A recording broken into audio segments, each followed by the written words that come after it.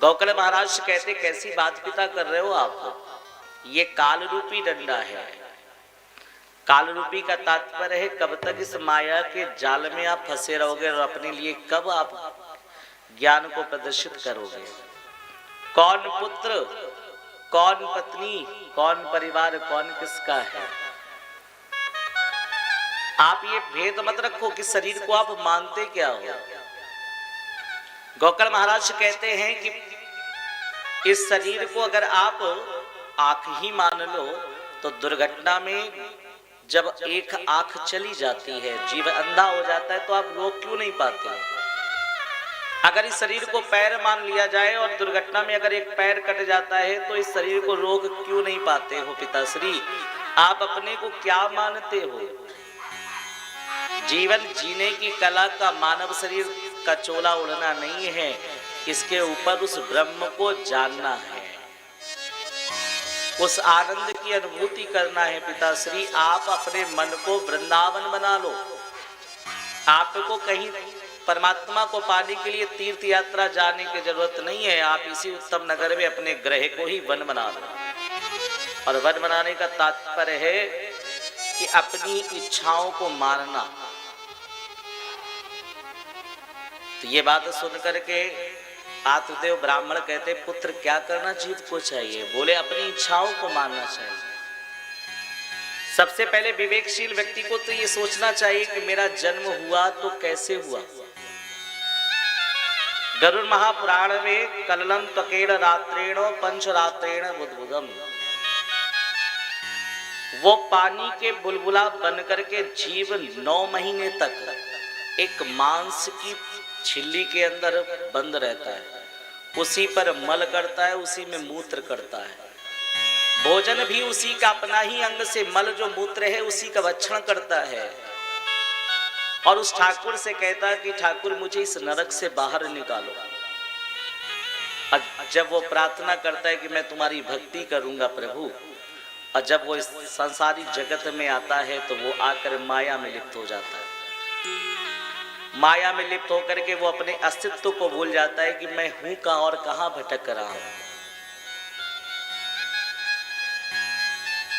गोकर्ण महाराज उपदेश दे रहे हैं कि समय व्यतीत रह करके जीव को अपनी इच्छाएं बढ़ानी नहीं चाहिए, अपनी इच्छाओं को धीरे धीरे खत्म करना चाहिए और आवश्यकता को प्रथम लाना चाहिए कि जो इच्छा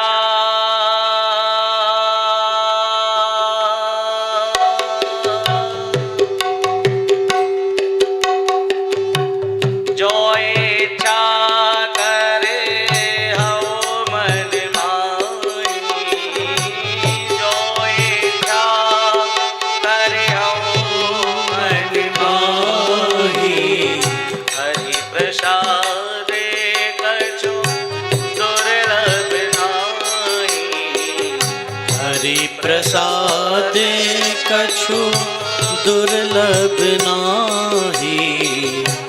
जो इच्छा हाँ जो इच्छा,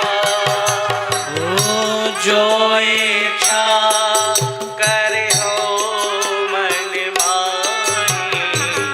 हरि प्रसाद कछु दुर्लभ नाही। हरि प्रसाद कछु दुर्लभ नाही। करण वेद हाँ करण वेद उपवेद विहार। करण वेद उपवेद विहार।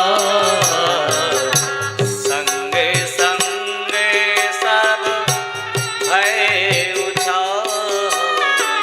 संग संग सब भय उछाल। आत्मदेव ब्राह्मण को गोकर्ण महाराज कह रहे हैं कि पिताश्री कौन किसका पुत्र, कौन किसका परिवार बांधव कौन है। ये केवल जीवन में यात्री बनकर हम आए हैं। हम केवल यात्री बनकर आए हैं और जीवन में एक दूसरे से संबंध केवल यात्री बनकर रखना चाहिए। और यात्री मतलब हम बस स्टैंड पे जा करके जब यात्रा कोई शुरू करते रेलवे स्टेशन पर, तो बगल में सीट पर बैठने वाला हर व्यक्ति अजनबी होता है। और यात्रा में जाने के उपरांत जब हम उसके साथ यात्रा चलते, तो इस यात्रा में चलते चलते वो इतना मेरा खास हो जाता है कि रास्ते में जाकर के उसके साथ भोजन भी करते हैं, मोबाइल नंबर भी ले लेते हैं। लेने के उपरांत जब उसका स्टेशन आता है तो वो उतर के चला जाता है और आप बैठे रहते हो सीट पर। और जब आपका मार्ग आता है, स्टेशन आता है, तो आपको जाना पड़ता है। तो ये तो जीवन का एक यात्री स्वरूप मेल है। किसी का पत्नी, किसी का परिवार, किसी का बंधु, किसी का कुछ नहीं। सांसारिक जगत में लौकिक सुख प्राप्त करने के लिए सबसे पहले सांसारिक सुख नहीं, लौकिक सुख प्राप्त करें। सांसारिक सुख तो धन से प्राप्त हो सकता है, लेकिन लौकिक क्रियाएं नहीं प्राप्त हो सकती हैं।